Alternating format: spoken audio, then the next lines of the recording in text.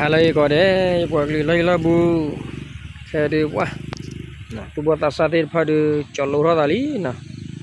là train đi nè chúng ta tàu go về xây má nè wow cho nó bữa nào đây từ từ nó mà đi chia ta lo luôn nè phải ở đây dù phải tụi ta lo cố tha nè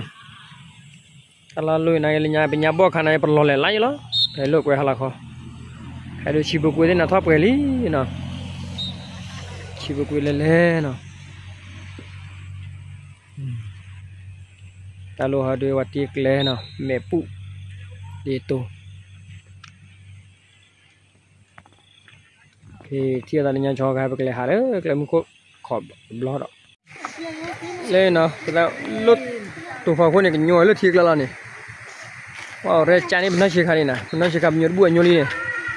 blau tu oleh bujah kala do buat je kalau nya thi sebo bin na sebo menya ni oleh thi lor buka oleh disil le nya ba oleh chi lo kwe lu ta ma khai kala do bia tu na ta oleh thi lo lo sao lo lo menya je hala kho di wa ni mele hala kho ja ni mele le liek khla lu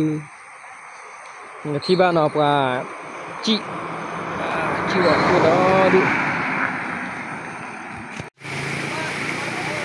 thôi chi nào thôi chi cái lên thôi này thôi nhiều nào này này thôi cái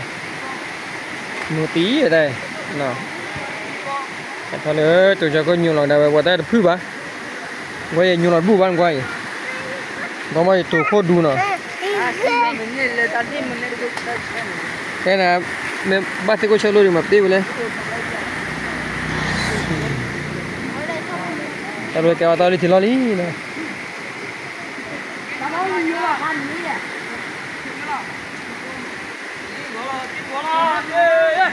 nhô li quẹt nhô loi dúi lùi qua phạt thò rồi đừng nhô là bùa hả đừng nhô bùa đi tao cho nhô nè cho cái nhô là đây cho bên này cho cái nhú là ba thì cô cho nhú mình nó vô đồng một tí nữa lên thiểu rồi một tí quả chia sai cái thằng này cái lo đu bực đi lo phải lên nhau lên thiểu đi cái nó quên lừa cả thế này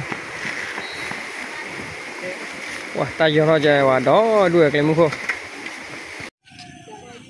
cái ta lưu hỏi được cái nula ta lo nula ta lưu này tôi lo cho là về có khơi gì bán nào ta lo ta lưu cái phải cái là phai lo món nào cái là phai lo đây phải hạn nha đó đúng nào khu vực khỏe bay đã khu vực túi đấy khu vực túi to sao chung nha hơi bừa lặn xí tí hay là cái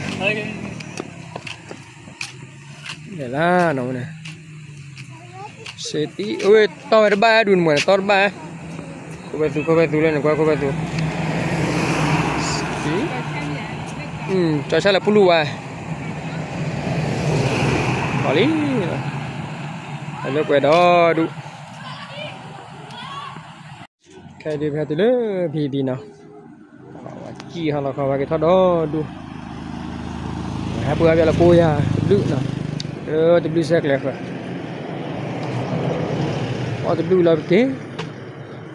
lúc quay hai nhang quay lo cái chưa là khi đó